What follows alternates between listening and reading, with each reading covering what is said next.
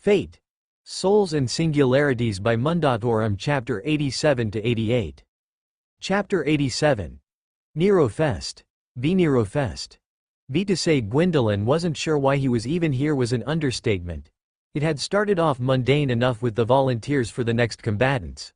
The archer class was bound to show up, and he along with everyone else near him was aware of which class he had actually been summoned in.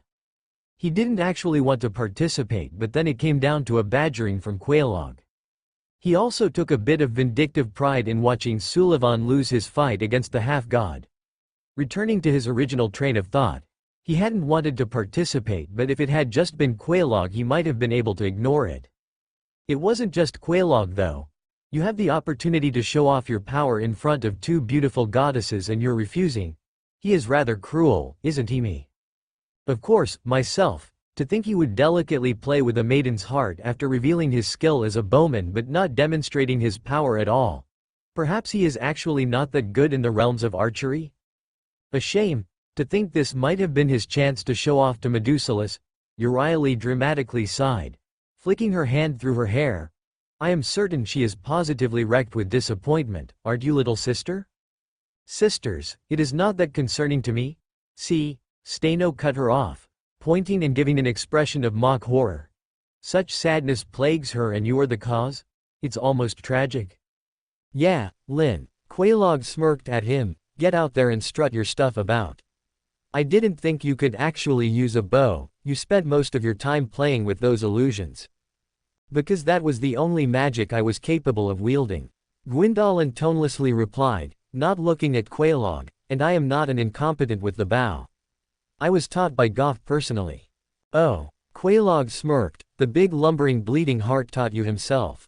She chuckled, how many hours did he have to stay by your side to ensure you could actually hold the bow properly?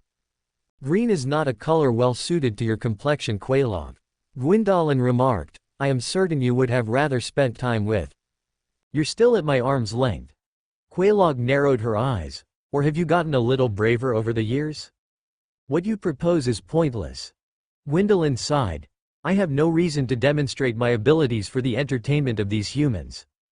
I have already done the blonde one a courtesy by aiding in the construction of this assembly. He waved his hand around them in a gesturing motion to the Colosseum. I see no reason to do more. Not even to impress a certain someone? She smirked, whispering in a low tone.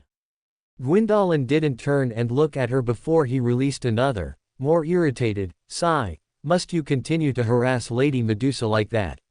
She already has to deal with the belittling from her sisters without the addition of yourself. So, Quelaag raised an eyebrow, get them to stop. How? Gwendolyn turned to her, what manner of ingenious plan do you? They obviously aren't going to shut up about it until you get your serpentine ass down there. She gestured to the arena. So get going. She paused. Actually, have you ever been in a fight before? Yes. He gave her a flat look, you were present. That was your first ever fight? Quelaag's lip curled, no wonder you were so clumsy. I doubt you, he trailed off, already knowing what the issue with that sentence was. Never mind. Ah, did little Linny forget that he was younger than me? Quelaag cooed while reaching out to pat him on the head. Gwendolyn slapped her hand away. Oh?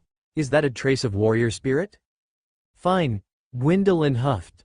I will go down there. Perhaps it was just a little bit of Quelaag's mockery that got to him, but after seeing Flan's rather embarrassing display he figured he couldn't do much worse. Shaking his head, Gwendolyn instead returned his attention to Artemis as she waved at him from the opposite end of the arena. Was this really how they expected him to act when he was chosen to be the god of the moon? That was a troubling thought. Another troubling thought was that he had seen her fight before when hunting for those food scraps. She was a strange form of bowman and yet every one of her arrows had flown true. Despite the fact she just swung her bow like a club. It was almost insulting to think she was better at archery than him. The sad thing was that she was. He wasn't that skilled of an archer at all. He could loosen hundreds of arrows rapidly, but whether or not any would actually hit was an entirely different matter. Still, he had dragged himself down here. He's ignoring me, darling. Artemis. Wine managed to reach his ears and caused him to let out a subtle flinch in response. The goddess was now pouting and looking at her stuffed animal companion with a rather depressed look on her face. I've been waving and everything and he won't say hello back. I'm not sure what you want me to do here. Orion responded with a shrug. I mean, you've just been waving and shouting at him for the last minute or so, and if that hasn't gotten him to respond back, I don't know what will. Artemis' shoulders slumped. Why doesn't anyone want to say hello? I even came down to show off my cool side to Ada-chan. Gwendolyn actually moved at that, directing his attention towards the stands and noticing the woman with cat ears with her hands covering her face in what he could only surmise to be a mix of resignation and exhaustion. He supposed this was one of her covenant members. That was just unfortunate. No human should be forced to realize their covenant leader was, in fact, something of an idiot. I think, Ada-chan, would rather you acted like how she thought you would in the legends, dear. Orion scratched his nose with a paw, like a sort of cool type girl with icy eyes, that sort of thing. He pointed over his shoulder towards Gwendolyn, like he does with the whole, speaketh thy peace, mortal. But that isn't romantic at all. Romanticism aside, Orion waved his hand, I'm fine with you not doing that. It makes me like you above all those other pontificating assholes. Artemis cooed, I love you too, darling. She hugged the bear close to her body while grinning blissfully. You can love me later, or by giving me my body back, after you've shown off your cool side. Orion managed to pry himself out of the tight hug and work his way back onto the top of Artemis' head and pointing his small wooden club at Gwendolyn, now go kick Snake Boy's attractive ass. Huh? What? Darling, do you like? No, Orion exclaimed. I'm speaking objectively here. Objectively, I like women. Gwendolyn stared at the duo in silence before he wordlessly brought forth his bow, already knocking an arrow into the string and pulling it back as white lights started to gather around the projectile. Artemis immediately noticed the movement and frowned as she swung forth her own bow. Hey, whatever happened to pre-battle banter? The goddess complained as her own bow manifested a string of light. Aren't we supposed to speak first? I have not the time for banter, Gwendolyn replied as he drew the string back as far as he could. There is someone I must prove wrong. He loosened the arrow before Artemis could reply. He walked through the hall, rolling his arm and nursing the mild bruise on his ribs along with the slight burn patch on his right arm. It was actually rather embarrassing for him to be bested in fire, although he had a sneaking suspicion as to quite how that had even occurred. He found his former opponent not far from the resting grounds. The cloaked pyromancer paused and looked over his shoulder at the sudden arrival. A slight frown came upon his face. I hope you are not here to cause peace, human. Flan raised his hand and halted the words before they could continue further. I came here not for violence this day. I have come to satisfy a curiosity in regards, although I feel as though I am justified in some level of resentment towards you. He flatly responded, gesturing with his left hand to his wounds, considering the manner in which I was bested. Castor winced under his hood. Why yes, that might have been slightly embarrassing, he admitted, reaching up and scratching the back of his neck. Well, all in good spirits, no? Flan stared at him in silence. You caught me off guard, but rest assured, I will not be so easily bested. He tilted his head, and chaos flames. There are very few places one could have learnt those. At first I suspected you to be one who found an old tome, but I do recognize some of those moves. Really? Castor widened his eyes. Does that mean you knew my mentor? Possibly. I was not of great relation with the witches of Izalith. He admitted, and if you regard one as your mentor, then you must have been a rather special human to earn the favor and tutorship of one. Well, she always called me a bumbling fool. Castor gave a wry chuckle in response. If that were all there was to you, I suspect she would never have taken you into her mentorship. Flan huffed, then walked past him. Very well, I can accept a loss from one of the Izalith pupils, even one from a human. They governed more of fire than myself. I did say you have potential. Castor called out as Flan walked past him, halting and looking over his shoulder before cocking a bright red eyebrow. Just, tread carefully. Flan pursed his lips. I have acknowledged your skill, but try to avoid thinking of yourself as my better. Now then, I believe there is another fight going on. He started to walk away as Castor called out again. "Ah, yes, I believe it is Gwyndolin N. Gwyndolin." Flan cut him off with a look of surprise. He has actually taken to combat. He muttered to himself, cupping his chin and looking back towards the entrance to the stands. "I see, that is a surprise." He immediately broke out into a fast pace, leaving Castor behind. HMPH. The man let out a curious hum in response, lowering his hand from the back of his neck. Talk about an odd first impression. He has his pride as a god. Sullivan grunted as he walked from behind him. Your tutelage from a witch of Isilith was the only thing he could do to save grace. A pity, but that is how it is. He shrugged, walking to stand next to Castor. So Gwyndolin is fighting, is he? Oh yes. Castor nodded his head. My mentor never actually spoke much of the gods when I asked her. She just said that she occasionally met with them, but that was about it. He looked over to Sullivan. So are you some manner of spirit? Half. I don't think I've ever met a spirit before.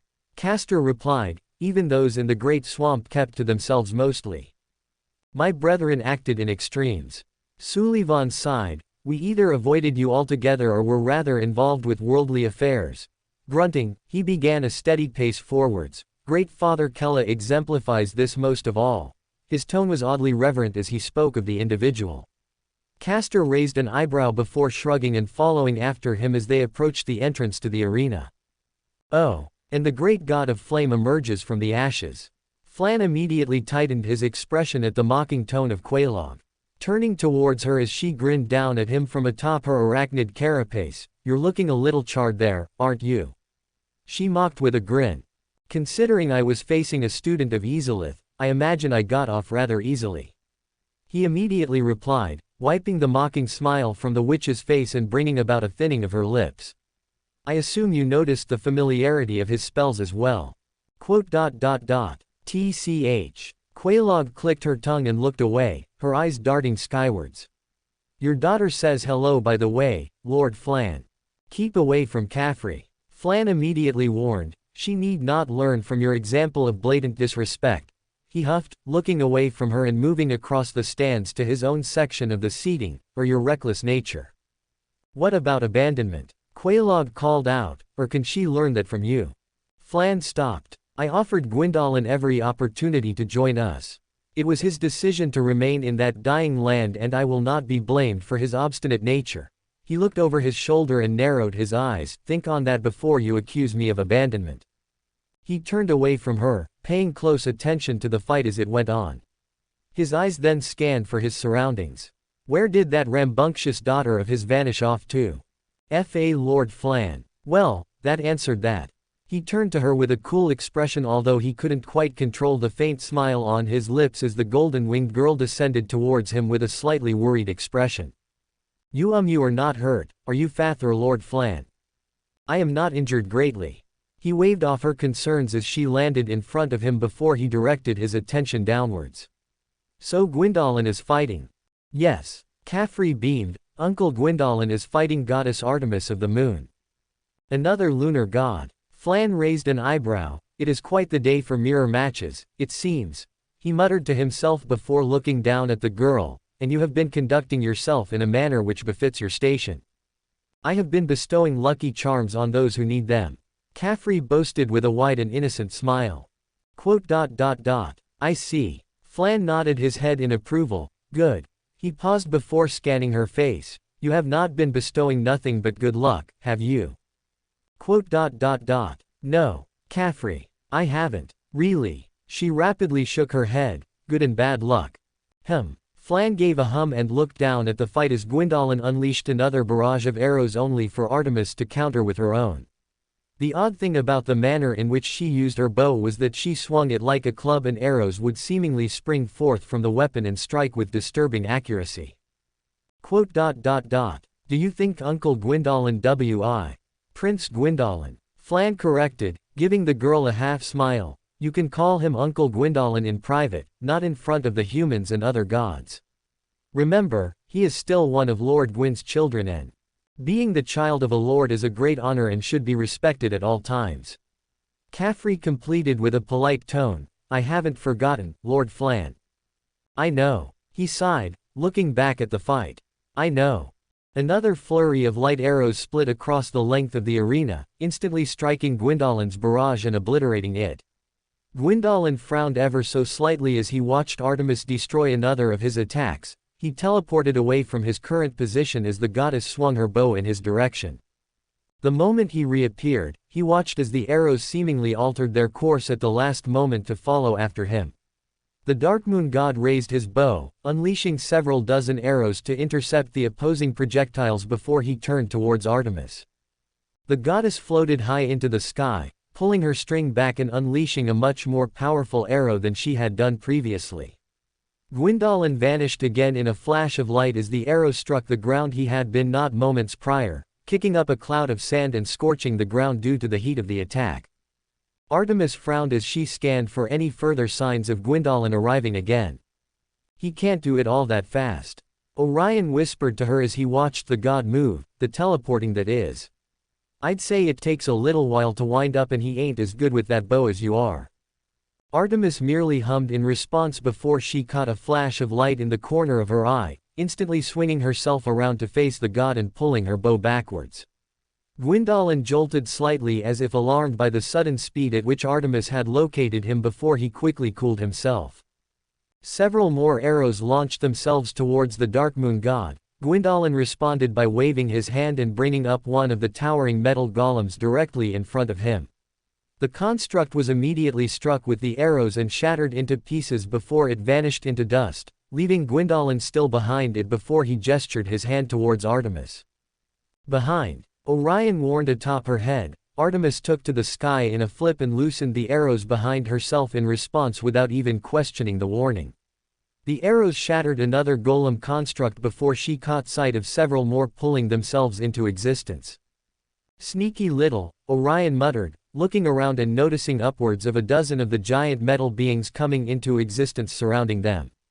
Looks like he's a fan of help, he muttered. Artemis pouted in response. Why can't I do stuff like that? What are you complaining about? Orion huffed, it's not that special you know. I know, Artemis pouted as she raised her bow, the weapon starting to glow as she took aim, the metal giants already closing in on her in a circle with their halberds lowered towards her as they blocked her off.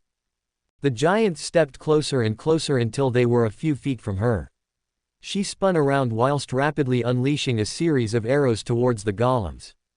The light projectiles ripped through them as she continued to twirl around before she slowed down and smiled. I'm much better at archery anyway. The last of the golems collapsed into dust, falling back into nothingness and leaving Artemis virtually untouched by them. The goddess stopped spinning after a few moments and staggered a little bit. Oh, I didn't think that through. I'll say. Orion snarked as his eyes still rolled around in circles before he rapidly shook his head and straightened them out. Blinking several times, he refocused on Gwendolyn. Hey, I've got an idea, he whispered out to Artemis as he stared at the god, Gwendolyn himself already preparing for his next attack. What idea? Artemis asked as she looked up at the bear, shaking herself out of her own dizziness. Gwendolyn watched as the goddess seemed to whisper to the bear atop her head. He couldn't hear them from this distance, but that didn't matter much. He was less concerned with it at the moment as he prepared for his next attack. Manifesting his staff instead of his bow, he started to unleash a dozen or so bursts of magical energy towards her. The lights flickered and fluttered through the sky as they shot towards the goddess. Artemis looked briefly surprised before she steeled her expression. Light wrapped itself around her body before she shot around in a strafing motion and moved to avoid the lights as they launched themselves towards her. The goddess continued to duck and weave as the lights flashed overhead, narrowly missing her and striking the ground. Gwendolyn continued to weave the staff as he pushed himself higher into the air. Working as fast as he could, he forged more and more soul spears around his body before swinging his arm forwards and launching them towards her. Artemis waved her bow around as the spears rocketed towards her. The arrows collided with the projectiles in explosions of blue light. Swiftly switching to his bow, Gwendolyn released a barrage of arrows towards her as the explosions died down. The goddess widened her eyes as the, rather haphazard, salvo of light arrows towards her. The goddess swung her bow down in front of her, releasing a hail of light arrows into the ground in front of her and obscuring her body from view. The salvo from Gwyndolin disappeared into the cloud of sand. The sound of clashing metal and the shape of his arrows being repulsed from the dust cloud soon met his eyes as his light arrows vanished into nothing. Artemis rocketed out of the cloud with her bow held in front of her, trailing behind a wave of light as she utilized her speed and rushed towards him. Gwyndolin frowned at the sudden movement before he once again teleported just as she reached him, the goddess passing through empty space as Gwyndolin hovered above her with his bow aimed downwards. He then noticed something odd about Artemis as he looked closer towards her.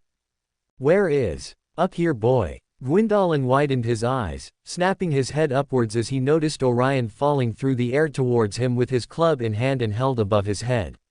"I'm still a servant, ya know." Gwyndolin swung his bow towards him just as Orion reached him, swinging the club down and directly into his head with a metallic clunk.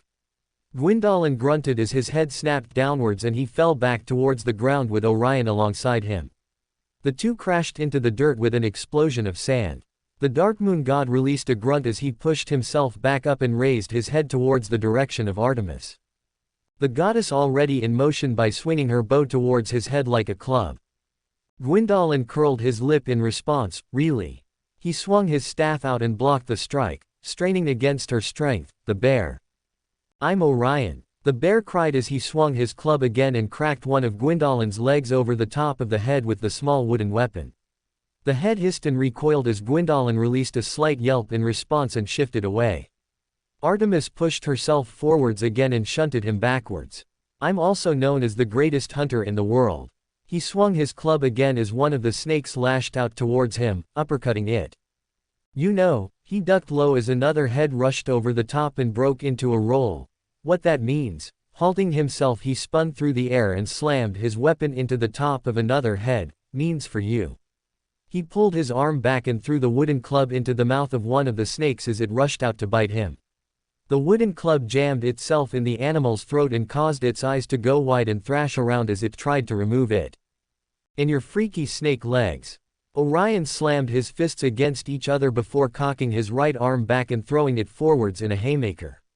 The nearest snake was only just turning away from watching its compatriot get a stick forced down its gullet and towards Orion before the punch connected with its nose and forced its face into the ground. "Huh.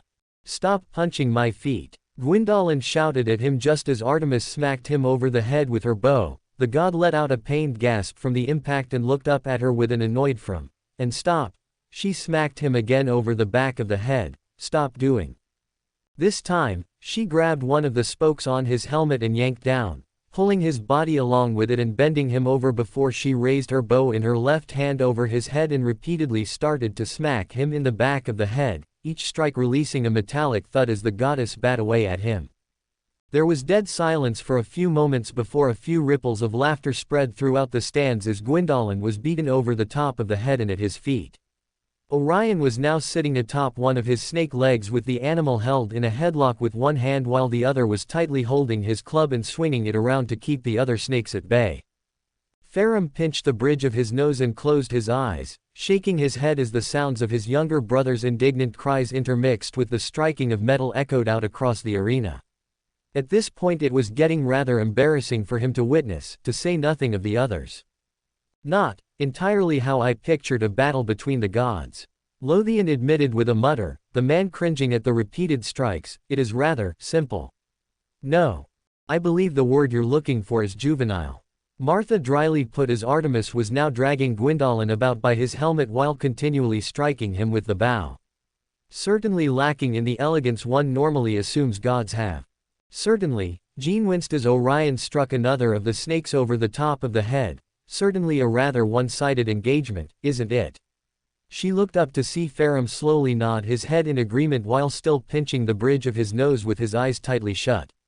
"Are you all right seeing this?" "Well, not entirely how I imagined the first time I'd ever see him take up arms." He sighed, "But every battle is an experience." "Let go of my helmet."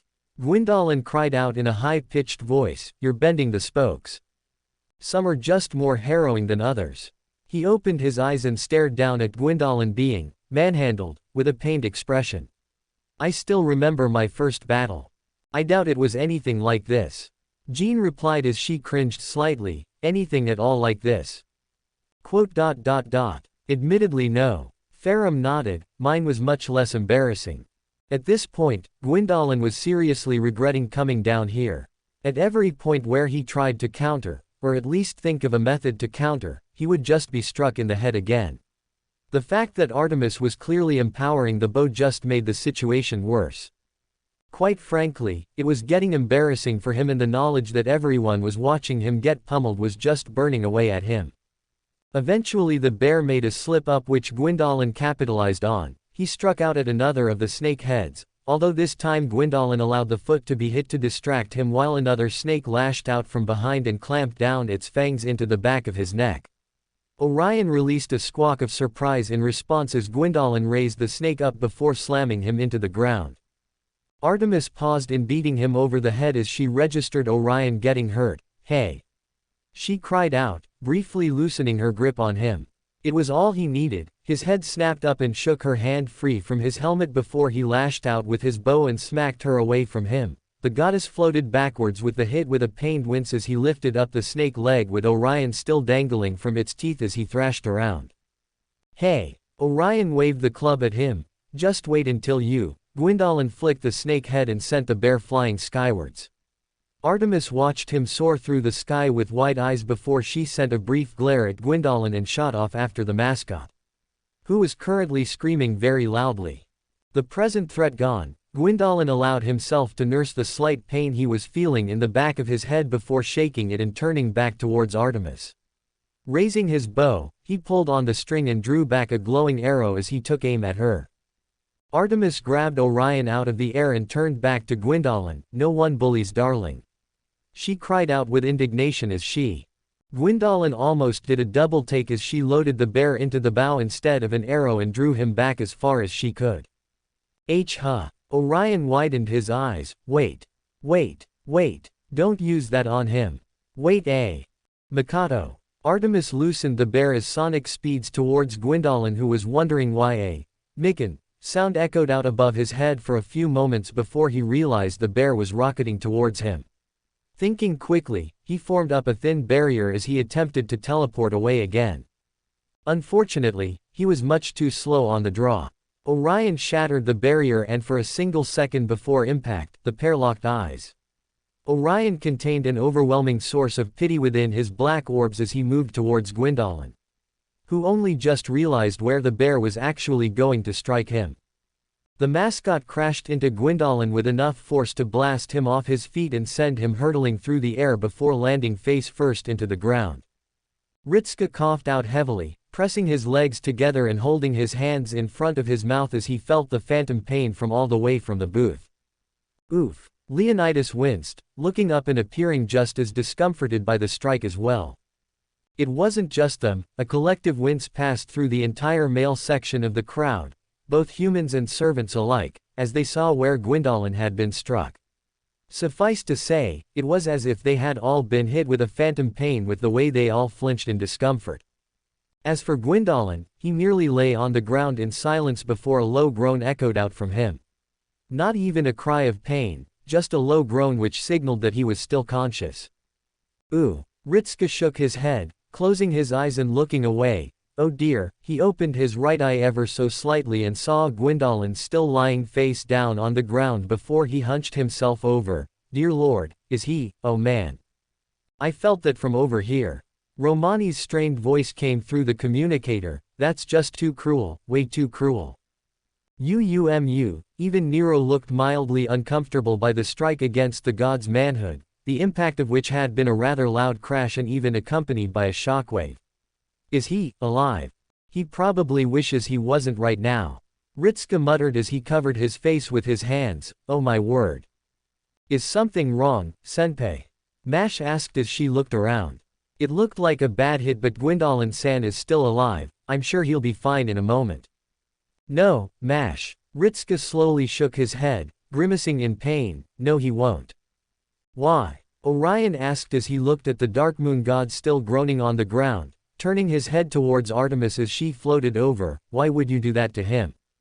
Because he was bullying you. Artemis pointed out, crossing her arms and huffing. Why else? I was bullying him, it was a fight.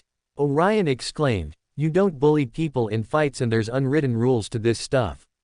He stabbed a paw at Gwyndolin, you don't go for that below-the-belt stuff with another man. You used me to destroy his chances of romance. He exclaimed, waving his arms around, how is he going to romance a woman when you've destroyed his manhood? You even helped him with all those notes. Orion whimpered, sending one last fleeting look at Gwyndolin before he winced and looked away. And what are you gonna do when his older brother comes to fight us? You think about that. Well, she looked around before gesturing to Gwyndolin, he's fine. See, still alive. That isn't life. Orion shouted out in horror, that's torture is what that is. Look at him. The groan from Gwyndolin turned into a high-pitched whine as his hands slowly moved from their place at his side towards the space between his legs. The only actual indication of how much pain he was really in was the thrashing of his snake legs which were tossing and turning erratically in pained motions. Artemis fidgeted before giving a half-smile, whoops. That is brutal. Staino finished Euryale's sentence as she stared down at the form of Gwyndolin, considerably so, rather embarrassing as well, is it not, me? It is, myself. Euryale nodded her head. At the very least, we have confirmed his manhood exists. She sighed, a shame he likely never got to use it. What the fuck kind of attack even is that? Quelaag blurted out as she cringed, who even has an attack that does that? She paused before humming to herself, well, I can't deny it worked but still. Well, Euryale shook her head solemnly, it seems Medusalis will have to find another god to seduce as this one has been disarmed. Thoroughly disarmed. Staino nodded her head. Do you think he would be open to becoming an adopted sister? Big sisters, Medusa looked towards them with a slightly pleading expression, please do not joke about that. Who said anything about a joke? Staino gave a coy smile, unless perhaps you would be willing to comfort him even after. Please, Medusa whined, it isn't like that. Quote.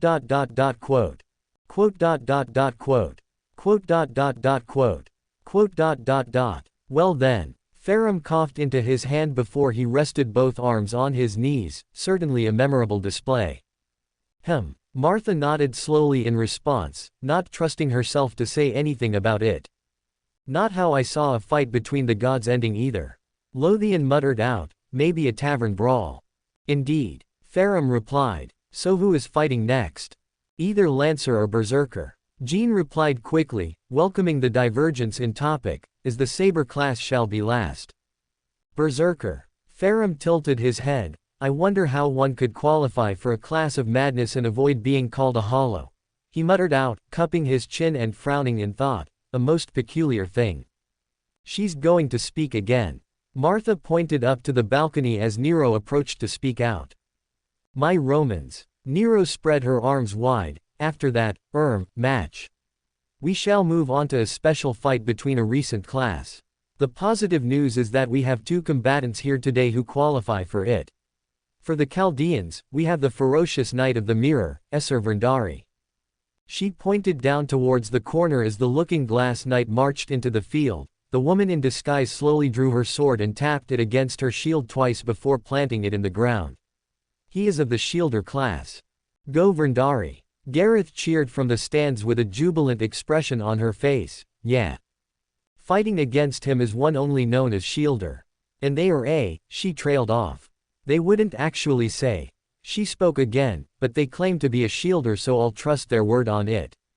She gestured to the far end of the field at the opposite side of Verndari, fighting the Knight of the Mirror as a Shielder from a distant land. The gate gradually rose up as Verndari moved her hand to rest on the pommel of her sword in preparation to fight. Their head briefly tilted when they heard the pitter-patter of light footsteps upon the sand before the individual in question slowly walked out into the open. Smiling widely, the small child, looking no older than 12, waltzed out without so much as a care in the world. Wearing a long white tunic made of animal fur, pale blue hair which stretched down to their feet and glowing sapphire-colored eyes and porcelain-white skin, the small child eventually came to a stop, their smile still present on their face. Am I being made a fool of? Verndari found themselves calling out, looking up at Nero and placing their hand on their hip. What manner of opponent is this? Quote. Yours. Nero called back, unsure herself of what had transpired. They're a child. If it makes you feel better, the child called out, waving their hand, I'm actually older than you. In what manner are we speaking of age? Vrindari called back, do you mean you were born and died before me or are some manner of immortal? Wait. The child frowned slightly before nodding to themselves, the second one. Oh, so how old are you?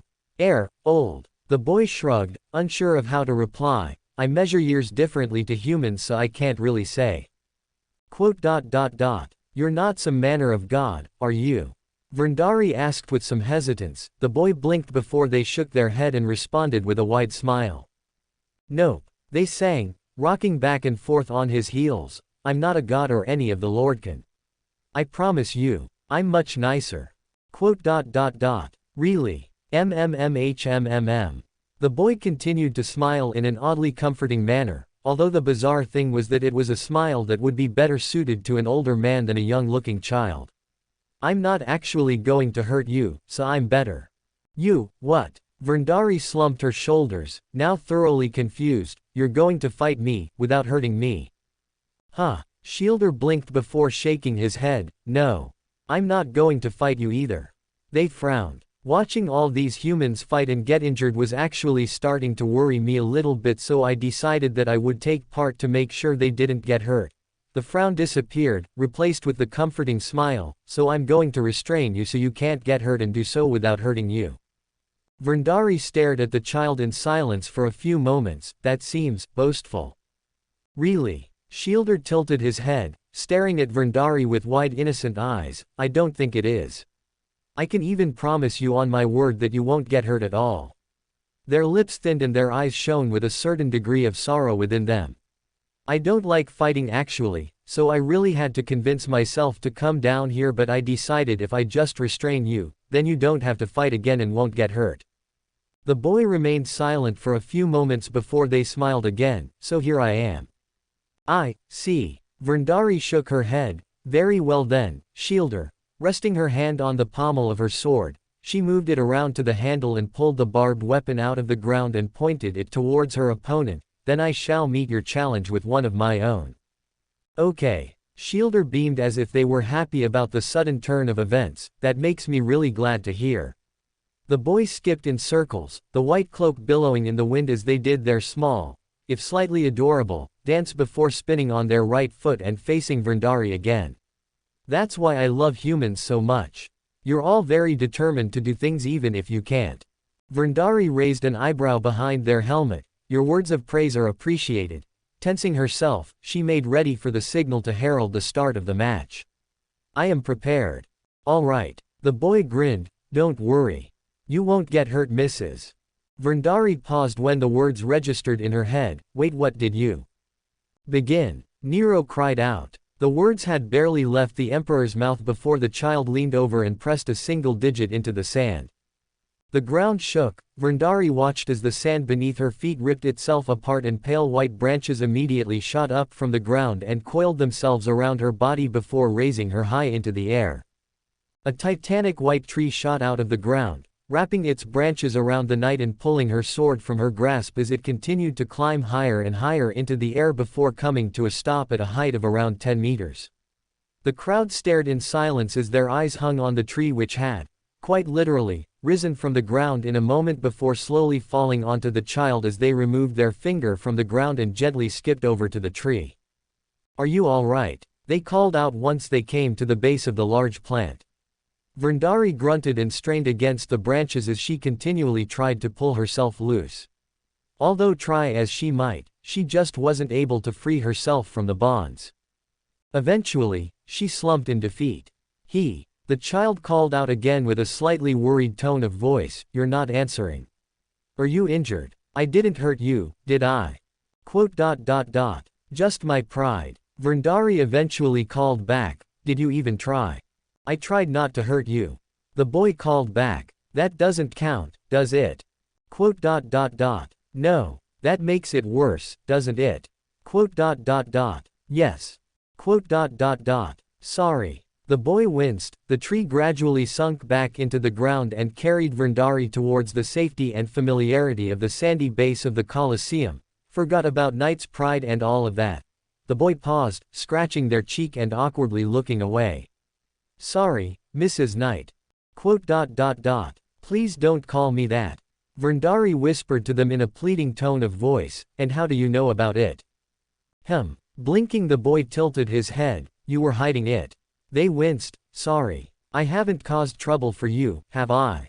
Vrindari sighed. I do not know, then frowned and looked at them. Who are you? Shielder pursed his lips, looking left and right before back at Vrindari. I can't tell you that. They whispered back at her. It's because I don't want the gods to actually know who I am. A frown came upon their face. I probably won't be here again for the finale either. Sorry, but I was supposed to be summoned to another place first. Can't tell you. The boy shook his head. Not the right time yet. They then smiled, but don't worry. I'm sure it will go fine. Spinning on their heel, the boy skipped away from the Shielder. Good luck, Mr. Knight. Shielder corrected himself with a friendly wink at the knight. I'm sure I'll see you humans again soon. Vrindari watched the child leave with a bemused expression behind her helmet. What a peculiar child. What the heck was that? Romani got out with a strangled voice. That was just, what? The doctor continued to gape. That just isn't, how? That has to be the best gardener in history. Ritska's mouth worked itself before his brain could catch up with what he was saying. Then wincing when he noticed the director slowly turned towards him with slightly narrowed eyes. She continued to stare at him in silence before her expression flattened out and she turned back to the arena. I would say that the lack of leaves might be a slight handicap to their gardening abilities, she pointed out with a clinical tone, from a purely logical perspective. Purely logical? Roman replied with an amused smile as he leaned back into his chair. Of course. That aside, Romani. She turned her attention onto him. What information did you get on that servant? She inquired further, because I refused to believe they were human. You would be right to think so as well. Da Vinci agreed swiftly, her casual smile still on her face as she slid into view behind Romani, and yet there wasn't a trace of divinity within their readings either. She continued on, actually, the closest I could compare it to was something like Sullivan. Olga blinked. You mean a type of half-fae? She remarked, tilting her head only for Da Vinci to slowly shake hers in response. No, if I were to guess, from what we saw, that child down there is to Sullivan what a god is to a demigod. A full fae. Olga's eyes bulged. But how? Who knows? Da Vinci threw her hands up and smiled widely, a big mystery, and to say that power they displayed was rather large is an understatement. A very powerful fae which had managed to achieve a place on the throne of heroes and control over what looked like nature. It could have been any number of beings from both our world and another. Wow, Mash gaped, a fae. Or a nature spirit of some type. Romani added on before frowning, although it makes things very complicated. Really? Ritska blinked. Why? Fae don't really understand humans. Romani replied, at all. He added on. It's through no fault of their own, but we're just so different from the fae and nature spirits in general that most of the time we're incompatible. Really? Ritska frowned, then looked down at the arena, but they didn't seem that bad. From what we could see at a distance. Romani added on, and that is to say nothing for how Vrindari feels. He winced. I'd imagine being bested in less than 10 seconds by something that looks like a child would definitely sting your pride. A shame you cannot relate, Romani. Olga dryly remarked, then paused as she watched several eyes slowly turn towards her. What? Did you just make a joke? Ritska asked with wide eyes. Olga blushed slightly. What? She snapped. Do you think that I am incapable of understanding humor? I don't even care about it being at my expense. Romani cheerfully replied. The director made a joke. Stop making a big deal out of this. If you find comfort in humor, then I would advise you to continue to indulge yourself. Ash commented, looking towards her and giving a faint smile. It shows that you still find some joy in life. UMU. Nero rapidly nodded her head, staring down at the director with a wide smile. Indeed. You should smile more often, pale rose. It will do wonders for your complexion, not like the dour frown you had on your face earlier. Olga made an incoherent noise before her head fell into her hands and she let out a low whine in response to the badgering she got. Nero beamed at the expression before returning her head to the Colosseum as the ground righted itself again, presumably thanks to the mystery shielder, and flattened back out. I was expecting that fight to go on longer.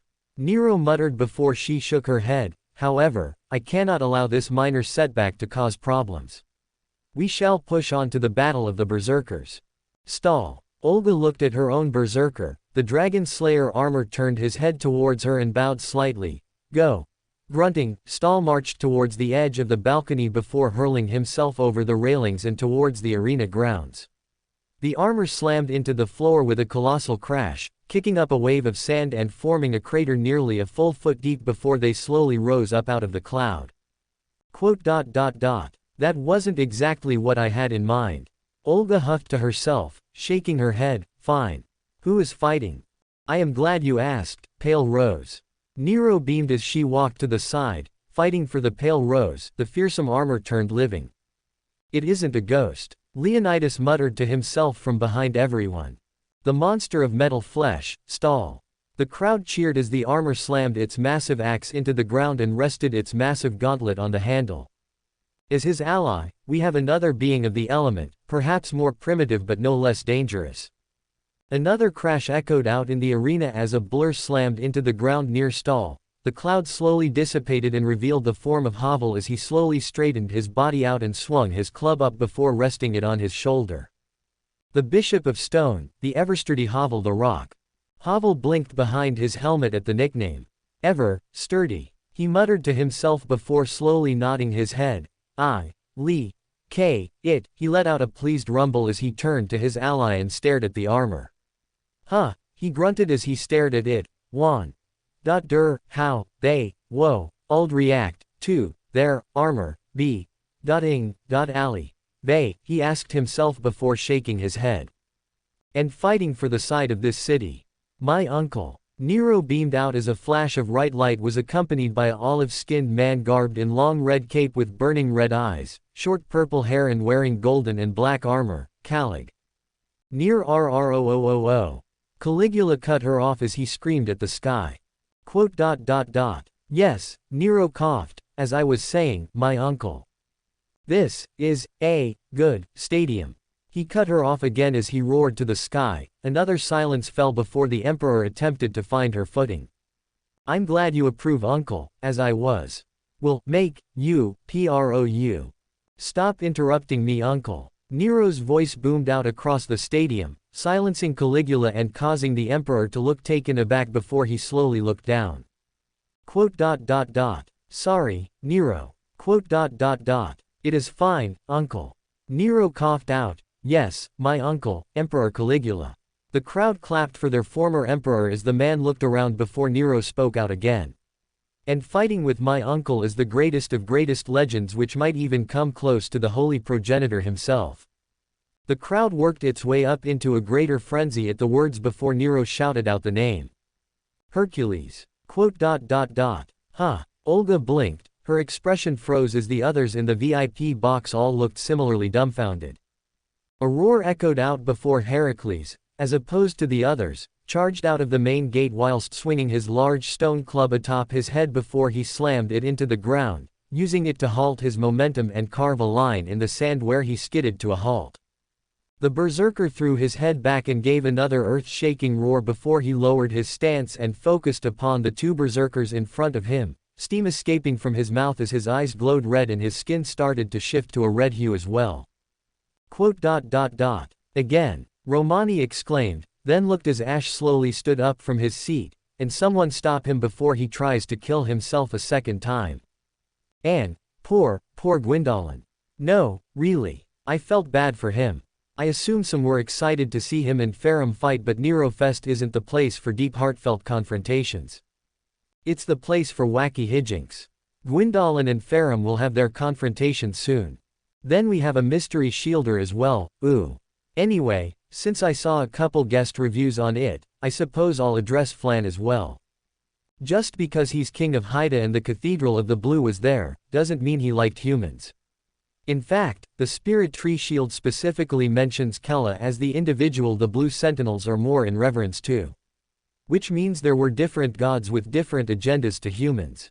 Kella being more benevolent. Another thing, just because Flan was seen to be an arrogant asshole who thinks of humans as lesser beings, doesn't automatically mean he hates humans. He got pissed at Castor in the same way you'd get pissed at some random animal annoying you. He is a king and a god to boot, and from his perspective, Castor was some man dressed in animal cloth and wielding his own authority against him. For a god, that is pretty insulting. It's not that he outright despises humans. He just thinks of them as lesser beings than him. There is also going to be more nuance to his character than arrogant asshole, but that comes later. As for a guest review about Nar Alma, he's a psychopath who encourages his followers to butcher people at random for no real reason. He's not a god of war.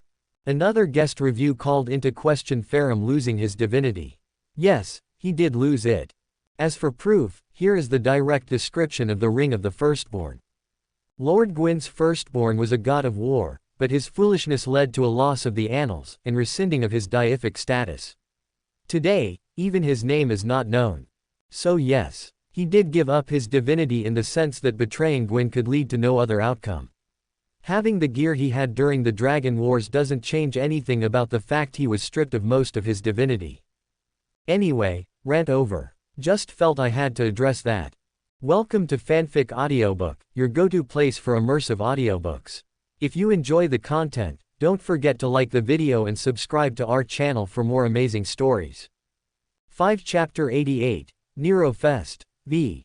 Nero Fest, v. Stall slammed into the ground as Heracles threw it over his shoulder. The Greek let out an earth-shattering roar before he raised his fists above his head and clasped them together before swinging them down like a hammer.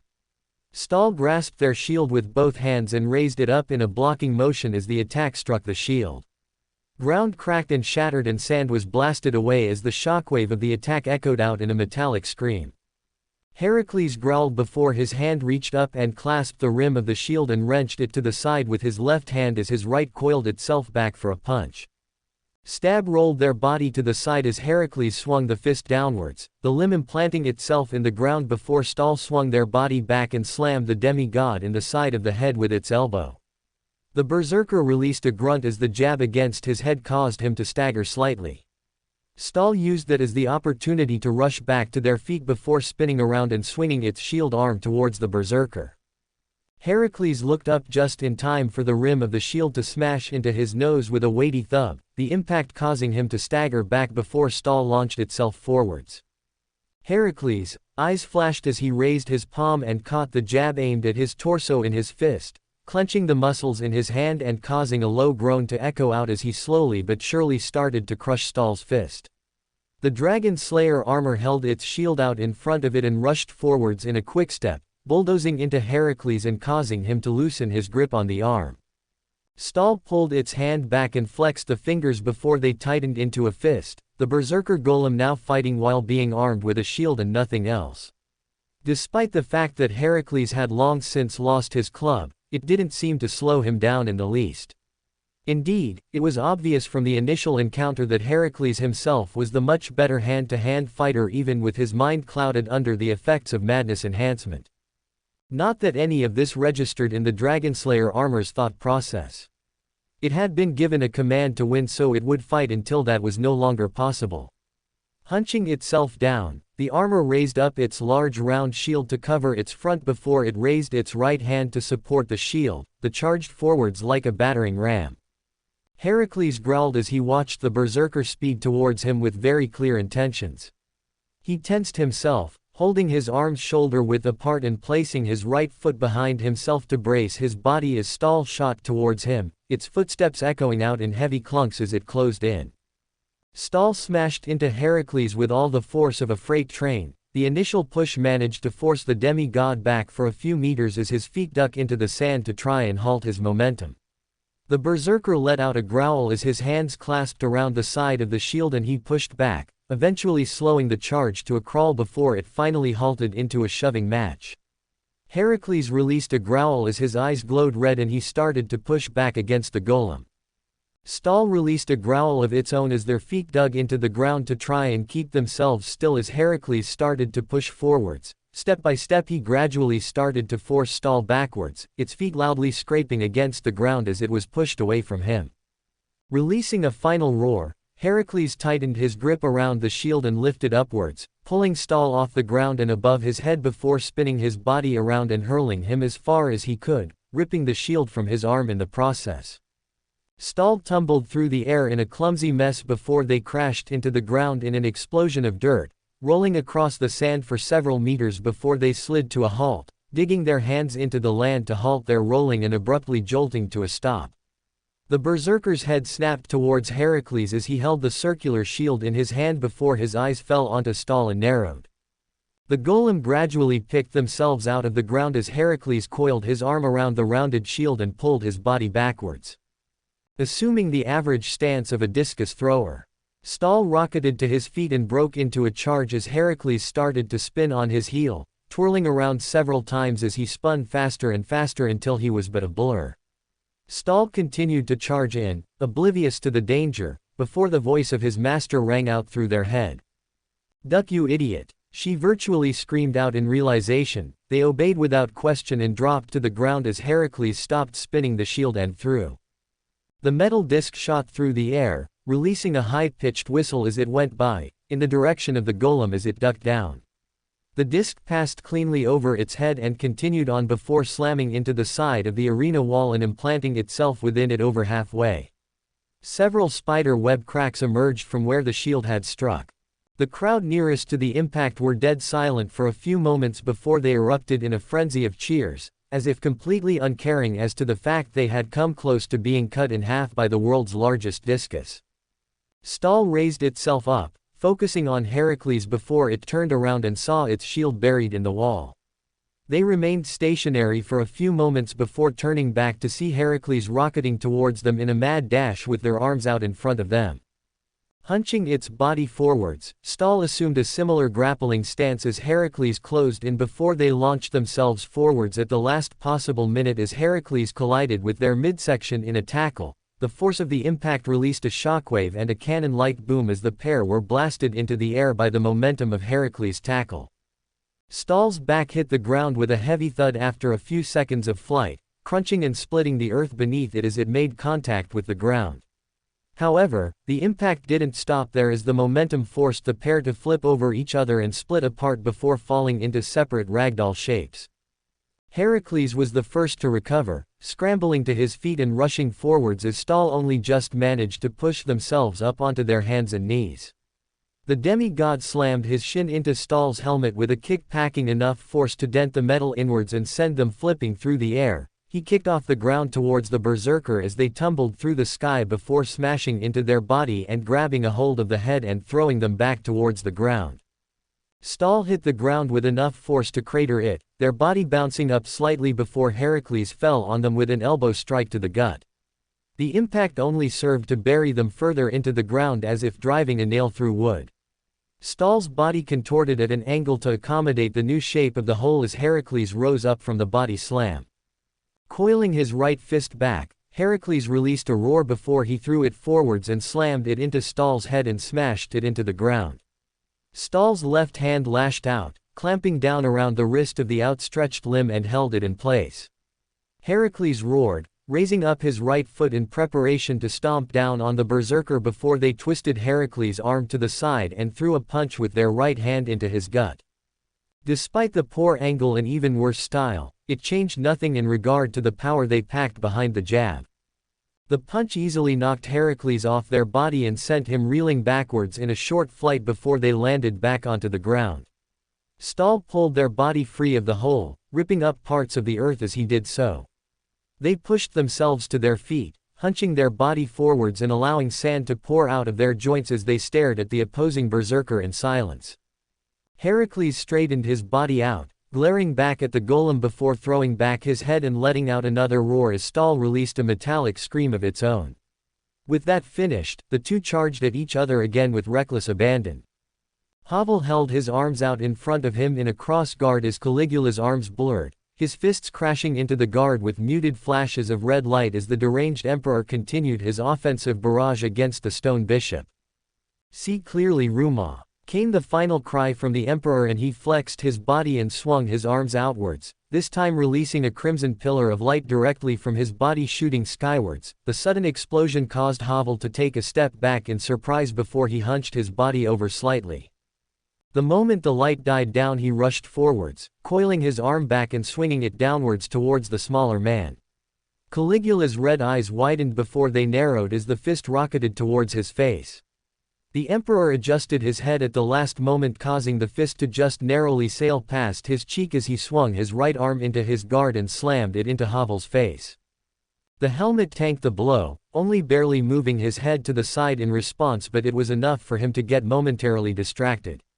Caligula used the distraction to cock his left arm back. Red lightning crackled around his fist, before he launched it forwards while releasing a scream, "Zaya!"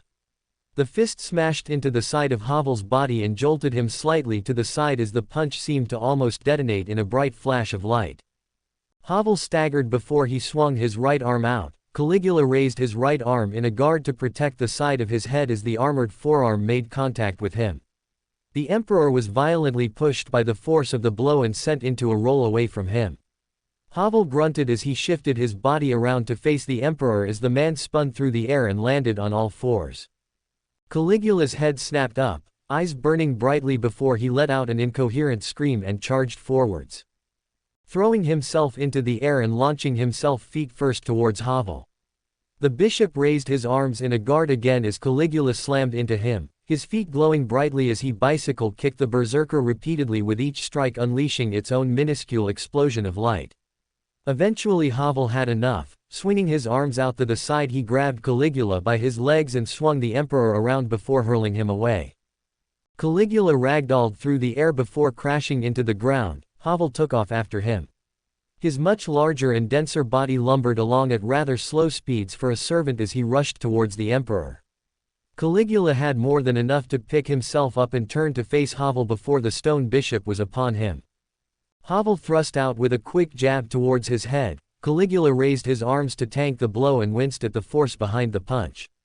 Quickly pulling his arm back, Havel launched into another series of jabs, which, while being much slower than Caligula's punching rush, which were aimed much better than what Caligula had attempted earlier, the larger stature just being an added bonus to him. Pulling his left arm back, Havel turned his body slightly to the side to swing his body through with the punch. The uppercut slammed into Caligula's guard and shattered it instantly, causing both his arms to fly upwards and spread apart as his red eyes widened in alarm. Havel coiled his right arm back and crashed his fist directly into the emperor's face, snapping his head back and sending him staggering. Havel made to follow through, swinging his left arm down like a club towards the berserker before Caligula's body flashed red. The berserker's eyes glowed before he swung his own arm up to counter the blow, striking directly into the elbow with his hand shaped like a spear. Havel flinched slightly from the blow before Caligula swung his other hand downwards and struck him in the knee, then brought his arm upwards in a backhanded uppercut and smashed it into Havel's chin and sent him stumbling away from the emperor. Caligula roared as he charged after Havel. The berserker stamped his foot down and lurched his body forwards and headbutted the emperor. Caligula dropped down from the attack almost instantly, falling back a perfect 90 degrees and letting out a pained groan in response. Havel straightened himself out as something soared over his head, casting a growing shadow as it rocketed towards him. Havel frowned behind his helmet and turned around, looking upwards and seeing the Dragonslayer armored hurtling through the air towards him. The bishop took the initiative and stepped several steps backwards to place himself outside of the impact zone. Caligula was just starting to reorient himself again when the shape of the armor suddenly filled his vision. The metal golem crashed into him in a massive explosion of dirt, forming a rather large crater as a result. Havel looked down at the crater and then back towards the direction the armor had flown in from. Heracles was already readjusting himself from having thrown the armor when he caught sight of Havel and growled, hunching his body over slightly in a tackling stance as he acquired a new target. Havel rolled his shoulders and slammed his fists together before he started to march towards the demigod at a slow pace. Heracles started to move forwards as well, jogging along with his hands clenched into fists as he approached the stone-armored berserker. The two gradually started to pick up speed as they rushed towards each other, the echoing crashes of their feet impacting the ground almost shook the stadium as they charged at each other with as much speed as their containers would allow. I can't help but wonder how it took this long for those two to actually get to fighting each other. Romani remarked as he stared down at the servants charging towards each other. Did anyone else get that immovable object meets unstoppable force vibe? You as well. Ritska let out a sigh of relief. I was worried I was going to be the only one. He then looked over and noticed Nero with her arms crossed and in a slight pout. The boy Winston leaned towards her. Sorry about Caligula, by the way. Oh, thank you. She replied back with a grateful smile. Uncle did his best and I am certain he shall recover from this slight setback. He has a strong spirit. Cecilia commented, turning her visor towards Nero and giving a faint smile. The blood of thy family is strong. Nero beamed widely in response. Your words are like lavish praise to me. Please, do not stop. She spread her arms wide as if to encourage the fire keeper further. Do not limit your compliments to my ancestors' strength. You are free to comment on my beauty also, fair little petal. Ash slowly turned his head towards Nero, staring at her in silence with a completely blank look before his brows furrowed slightly and his lip curled down into a minuscule frown. Fair little petal, he parroted incredulously. Nero turned to him and nodded, And to think she is your adopted mother as well. Ash didn't even dignify that with an answer, having long since abandoned the notion of correcting them. That and he didn't think he could correct them. He didn't know what a mother was supposed to do to begin with, so he wasn't sure if Cecilia had been a good one or a bad one. She had continually encouraged him forwards, but the end goal, up until he gifted her eyes, had always been for him to sacrifice himself to the flame. I am most jealous. Was it something to be jealous over? He looked down at Cecilia and noticed that she had looked away from Nero with her lips drawn into a thin line. He imagined that neither of them were ignorant of their position. Cecilia had, for all intents and purposes, helped shape him into the individual he was now, but that didn't change anything in regards to their relationship. She had always been prepared to abandon him if he had hollowed at any point because the duty of the fire keeper took precedence. She was always meant to guide the unkindled most suitable for being kindling for the flame. It just so happened to be him by the end of it. Letting out a small hum in response, he watched as Havel and Heracles collided with each other, the pair locking hands and shoving against the strength of their opposing individual. Olga, meanwhile, was staring down at her berserker as they dragged themselves out of the pit inch by inch before they staggered on their feet and dropped down to one knee. Their right leg had been mangled and bent at an odd angle which made standing on it impossible. Less to do with pain, as that wasn't an issue for Stahl, and more to do with feasibility. Watching her servant get manhandled by Heracles was eye-opening and bitter as well. No matter how much she tried, it seemed there was still some insurmountable obstacle she couldn't overcome. Honestly, how was she even supposed to deal with Heracles of all things? That just wasn't fair. So, we all know who is going to win, right? Romani eventually called out in a slightly dejected voice. We knew the moment he took to the field. Ritska begrudgingly nodded his head. Even if Havel does beat Heracles once, he is just going to get up again. Yeah, Romani sighed. A shame. A shame. Leonidas roared indignantly. We are watching the mighty Heracles fight in the field of battle. My legendary ancestor stands before my very eyes and trades blows with a man who might be a physical match. The Lancer sounded incredibly giddy at this point as he stared down at the fight. It matters not who is the victor and who is the loser, what matters is the warrior spirits being revealed to us. He got silence in response to his exclamation before he eventually raised his fist up to the front of his helmet and coughed once to clear his throat. With that said, I fully believe that Heracles will triumph handily. So much for it not mattering who the winner or loser is. Romani remarked while rolling his eyes and giving a good-natured smile. Leonidas sputtered for a few moments before he pointed down at the arena, but it's Heracles. He almost whined. Havel's uppercut connected with Heracles' chin, causing the berserker's head to snap up as a result before he retaliated with a swift punch to the gut in response. The blow connected and earned a wheeze from Havel in response. The bishop stamped his foot into the ground to right himself as he swung his whole body with the next punch into Heracles' ribs. A meaty thud was the result, followed by a groan from Heracles. The berserker's eyes glowed before he bucked low and spun on his heel while raising his left leg up in a spinning kick. The heel of the demigod connected with the side of Havel's head and blasted the servant off his feet and into a roll through the air before crashing into the ground. Heracles righted himself and chased after Havel as the bishop returned to his feet and braced his body. Heracles swung his arm forwards in a full haymaker into the guard and forced the berserker to dig his feet into the ground to remain standing upright. Havel grunted as he threw his arms wide and knocked Heracles' fist away before he stepped into the larger berserker's guard, spinning his body and slamming his shoulder into the demigod whilst grasping the outstretched arm and twisting it over his shoulder. With a grunt of exertion, Havel bodily threw Heracles over him and onto the ground with a heavy thud before he dragged the berserker across the ground and threw him away. Heracles rolled across the ground for several meters before sliding to a halt. The Greek snapped his head towards Havel and growled before kicking himself off the ground and into the air. Flipping through the air several times, he rocketed towards Havel as the bishop stepped forwards with his fist cocked back in preparation. Heracles straightened himself out as he closed in, swinging his right arm forwards to meet its opposite match. The two punches collided with a deafening crash as the ground directly underneath them ripped itself apart from the aftermath. The explosion sent both of them hurtling away from each other and to the opposite ends of the arena. The pair crashed into the walls, implanting their bodies into the walls. Havel released a low groan as he pulled himself free of the arena wall, taking with him several bricks as he fell back onto the ground and shook his head. Heracles at the opposite end had a much easier time of freeing himself, virtually disintegrating the wall as he freed himself and landed back onto the ground. The demigod threw his head back and let out another ear-splitting roar before he charged towards Havel as he only just started to pick himself up and shake himself back into a state of readiness.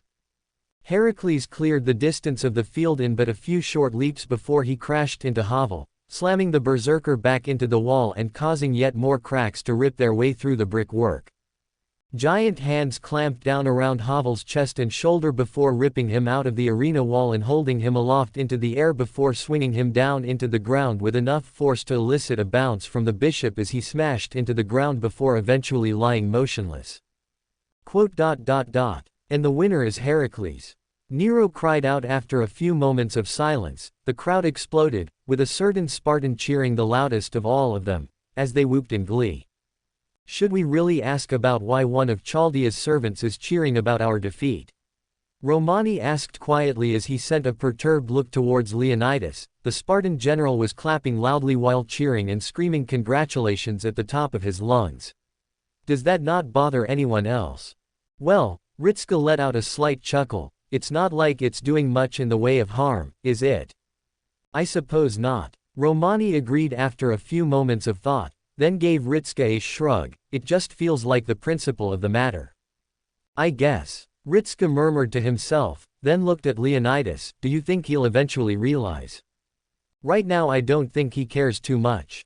Da Vinci hummed with clear amusement in the background. This leaves us with just 2 classes left before the finale, I believe, she added on, breaking everyone out of their puzzlement and onto her in realization. Oh yeah. Romani nodded his head, Lancer and then Saber, so who is going up for that? Also, director. He looked to the white-haired woman who was currently staring at the ground in defeat. Are you alright? She blinked, then sent a dull look at Romani. Fine, what were you saying? Romani gave her a slightly concerned frown before he spoke again. Is your servant alright? They looked pretty injured. Berserker is a golem, she replied without much in the way of hesitation. They don't feel pain and whatever damage they have sustained will be dealt with in time. She huffed, crossing her arms and looking towards Nero with a slightly irritated glint in her eyes, although perhaps some warning would have been nice as to who exactly was being fielded against us. She growled out, not that it would have mattered. To her credit, Nero did look away from Olga with a moderately guilty expression, her eyes flickering around desperately to avoid making eye contact with anyone else from Chaldea. Let us move on to the next event, she hastily suggested, trying to change the subject with all the subtlety of a bulldozer. The Lancer servants are next. She rushed forwards. Leonidas himself turned around and swiftly made his way towards the exit of the seating booth and out into the hallways leading down to the main fighting pit. Little wonder where he was going, having already informed Ritska and everyone else that he was going to compete for the Lancer section. The other person they had to compete with was something of a matter of contention between Cu Chulainn and Gareth, with both of them fervently wanting to compete but neither willing to back out. Gareth because she wanted to show off in front of her king. Cu just wanted to fight someone. Unfortunately for him, a Cu had already competed in the caster round and Nero counted them as the same person. And now for the Battle of the Spears. Nero shouted out with an ecstatic glee to her as she stared down at the stadium. For this glorious engagement we have the finest spearmen to be summoned possible. For the Chaldeans, they field a king of ancient Sparta and the one who stood alone with 300 Spartans, and around 6,000 to 7,000 other Greek warriors, against the Persian invaders. Leonidas of Sparta. The Spartan king thinned his lips behind his helmet at the mention of the other warriors at the Battle of Thermopylae. How is it that everyone kept forgetting they exist to begin? Ignoring that, he strode out into the arena with powerful steps, his rounded shield in his left hand and spear in his right with his crimson cape billowing in the wind. The Spartan could feel the excitement of the ground and relished in it, already awaiting who his opponent would be. He would be hard-pressed to follow up on a performance by the mighty Heracles, but he was certainly going to put his entire being into winning. If only because it would give him the chance to show off to his great ancestor. That thought made him a little giddy. Another servant of great renown comes from the island of Britain. A legendary fighter of the Round Table and one of the youngest among their number. Sir Gareth. Leonidas looked down to his right as the small girl practically bounded towards him before sliding to a halt. The wide positive grin on her face was almost infectious. She remained smiling for a few moments before she frowned in thought and looked at Leonidas. I know they might know who you are, but are they going to have any idea about who I am? She found herself asking with clear puzzlement. Leonidas stared blankly at her for a few moments, then looked up at the crowd, who were cheering loudly, before shifting his attention back to the young knight. I do not believe they care as long as you are here to fight. He replied truthfully, they might be the sort to care only for the action and less for the introductions. Huh. Gareth blinked, then slowly nodded her head. That makes sense. She hummed to herself, then looked towards the far end of the arena. So who do you think we're fighting? Who knows, with the quality of combatants we have faced thus far. Leonidas replied with a shrug before twirling his spear and hunching his body forward slightly. However, I shall meet them head on. Yeah. Gareth beamed, cocking her lance back and allowing the cartridges on the weapon to light up with a subtle blue glow and hum slightly. Leonidas glanced at the weapon briefly before looking away. Did all the Round Table have weapons such as that? Huh. Oh, no. Gareth shook her head. Theirs were much more impressive. Even Sir Bedivere had a spear which could shoot gusts of wind through the air like arrows, although I don't think it had a name. She paused, then winced. I think it might have been to compensate for his, single arm. I see. Leonidas blinked, then looked at his own spear, nothing more than a simple weapon, then to Gareth's. Is there something wrong with just using the simplicity of a mundane weapon? Well, Gareth faltered slightly. No. I just didn't ask about why I was receiving it and just accepted the weapon from Lord Merlin without complaint. Very well. Leonidas dropped the topic and returned his attention to the fight. And welcoming our first challenger, a servant of the gods of the distant land and knight in service of the blue, Sir Sanora of Haida. The woman in dark iron armor with a helmet molded into the shape of a lion dropped down into the stadium, swirling her cross spear as she approached at a steady pace before coming to a halt and planting the butt of the weapon into the ground. Farum adjusted himself to lean forwards more than usual, earning bemused looks from everyone around him as his eyes gleamed with clear interest. Lothian looked at the war god and then back to the fighting pit before tilting his head in puzzlement. Is there something about the young warrior which intrigues you, Lord Farum? Oh, just a passing interest is all. He remarked as if he was the only one informed of an inside joke, and I am picturing how a certain knight would react to this. He let out a deeply amused, if a little quiet, chuckle to himself as he shook his head. Goff was right to laugh, it is very funny to consider.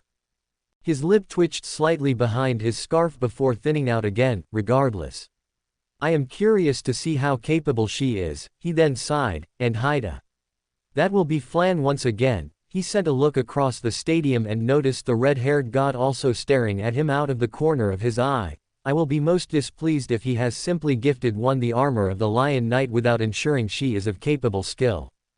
And to aid this Lion Knight, we have the greatest legend of all, he who stands atop all spirits, especially those from Rome, the greatest lancer bar none. Several servants gave Nero incredulous expressions for varying reasons. And the strongest servant Rome has ever produced and their greatest ruler, I present to you all, the holy progenitor Romulus. The crowd exploded with cheers of jubilance as next to Sanora, a much taller man slowly started to assume servant form. Bronze-skinned with little in the way of armor save skin-tight black cloth around his legs and forearms along with a half-tunic around his chest and small pants. Atop his head was a golden crown with a single spoke jutting from the front. Ferrum did an almost double take at the man's stance. What in the flame is he doing? Sanora was staring at the giant next to her with rapt attention, if only because she'd never actually seen a member of the Sunlight Covenant that tall.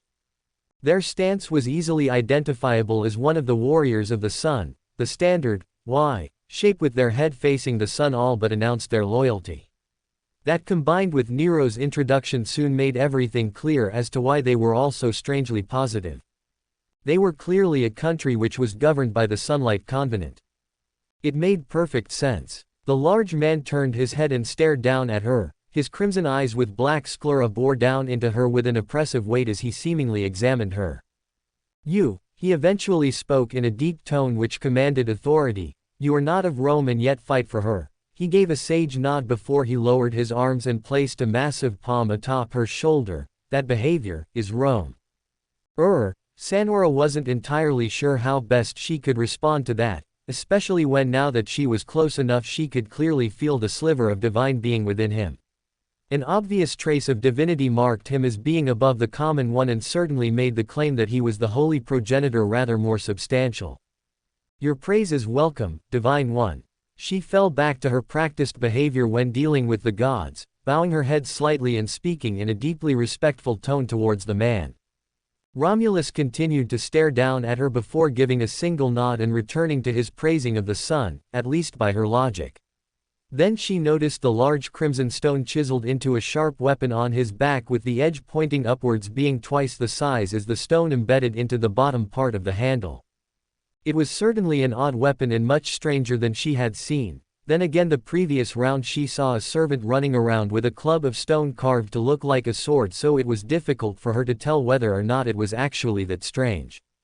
Now, we fight for the pride of Rome.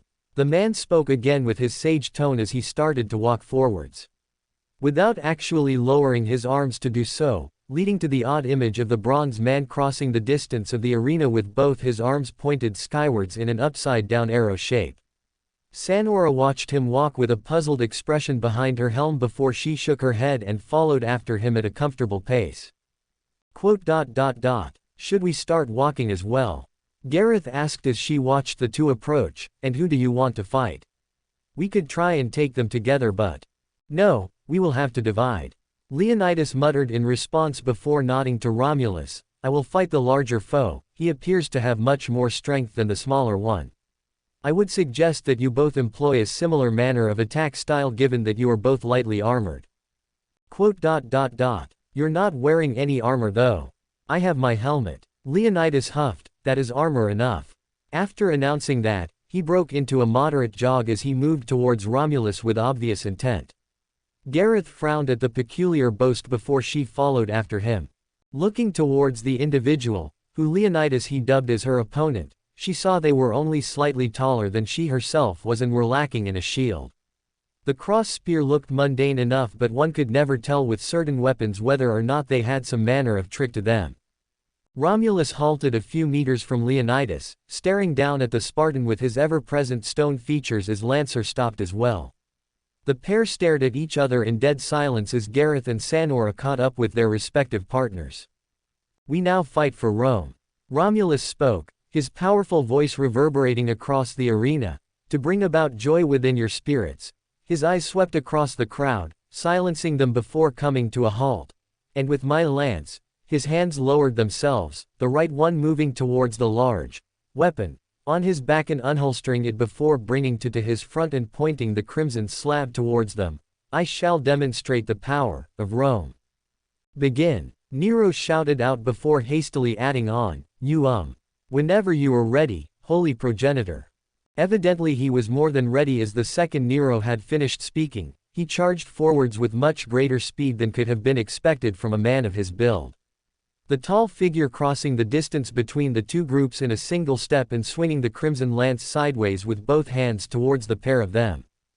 Gareth raised her shield and stepped backwards as the stone sailed through the air, the tip of the spear catching her guard and almost flinging her to the side with the power behind the strike, easily wrenching her shield to the side and breaking her guard. Sanora took full advantage and rushed forwards, sailing through the air and landing a kick into the young lancer's sternum and forcing her into a backwards roll. The spear continued on before it slammed into Leonidas' shield with a heavy crash. The lancer buckled slightly from the force before he replied with a roar of his own and pushed back, throwing his shield arm up and sending the attack skywards before he thrust his spear towards Romulus' chest. The Roman narrowed his eyes before twisting his body to the side in order to avoid the strike, then spun and formed the full 360 spin before swiping his elbow towards Leonidas' head. The Spartan once again shifted his shield and caught the elbow with the blow before he shoved backwards and rushed towards the Emperor, thrusting the spear forwards and once again causing Romulus to dodge. The Spartan this time twisted his body and supported the spear under his arm before straightening it out and swinging the butt of the weapon towards Romulus. The Emperor raised his arm and blocked the strike as it smacked against a limb, not even flinching at the thwack before he dug his legs in and pushed back. Leonidas allowed the momentum to carry him backwards as he swung his shield arm sideways towards Romulus' head. The Emperor deftly blocked the attack with his spear before lashing out and slamming his palm into Leonidas' chest, causing the lancer to stumble backwards but otherwise maintain his footing. Gareth ducked down at the spear swept through the air where her head had been, then raised her shield and tensed her body, and Sanora followed the strike through and converted it into a roundhouse kick. The boot collided with the shield and caused Gareth to flinch before she thrust her spear downwards at the ground. Sanora watched the tip of the weapon smack into the ground and release a clicking noise. Then the cartridges on the side of the weapon glowed brightly before they exploded with blue light, knocking her off balance and reeling from the impact. Gareth charged towards her, leaping into the air and swinging the lance downwards at the Lion Knight. Sanora dropped to one knee and raised her cross spear above her head with both hands supporting it as Gareth's spear fell upon it like a club. Gritting her teeth, Sanora pulled the spear to the side and caught the jousting lance with the cross section of the spear and hooked it around the weapon. Pulling down, she managed to free herself from the attack and swung her right hand forwards in a jab, Gareth already raising her shield to block the fist. Power flooded through her body as her Leo ring came into effect, enhancing her strength.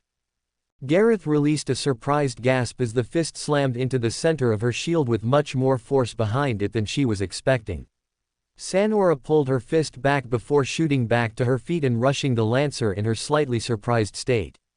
A small leap off the ground saw her land atop Gareth's shield, much to the surprise of the servant in question, before she lashed out and caught the girl in the side of the head with another kick, knocking her over. Sanora spun through the air before landing on the ground, pulling her spear back slightly then clasping it with both hands before she swung it like a hammer downwards. Gareth rolled to the side as the spear thudded into sand and rocketed to her feet. The lancer narrowed her eyes at the Lion Knight and rushed forwards. Sanora pulled her spear from the ground and was already bracing herself for whatever Gareth was planning. Then the girl leapt into the air, pulling her head back and sporting a steeled expression. Sanora allowed herself only a moment of confusion before the girl's head swung downwards and slammed into her helmet. Sanora felt her brain rattle around in her skull as the impact actually caused her to stumble away in both shock and pain. Gareth looked only moderately dazed for a few moments before she shook her head and refocused her attention onto Sanora, raising her shield up in front of her and charging towards the lancer. Sanora only just managed to recover from the rather powerful headbutt before Gareth's kite shield slammed into her chest and barreled her over and onto her back. Pulling the shield to the side, Gareth thrust the lance down towards the lancer. Sanora shifted her head to the side as the spear buried itself into the sand next to her head. Then the cylinders on the side glowed again. Oh, Sanora managed to get out before an explosion went off next to her head and knocked her away. She felt fresh air wash over her face and a weight free itself from her person as her helmet was blasted off her shoulders. The woman eventually rolled to a stop before shakily climbing back to her feet and looking around. Noticing her helmet lying a few feet from her before she heard hissing noise, her head turned back to see Gareth retract her spear from the ground and turn her attention to Sanora, only to blink in surprise. "You're a girl too?" "Of course Sanora frowned before she paused. "You only just noticed?" she asked, looking more perturbed than anything else as she scratched her chin. "I have not made much of an effort to hide it." "You did wear a full face covering helmet," Gareth pointed out, gesturing to the location of the helm with her spear, "although I haven't seen you before today so I didn't know." "That is an acceptable excuse." Sanora nodded her head slowly. "Shall we get back to it?" "Huh? Oh right, yeah."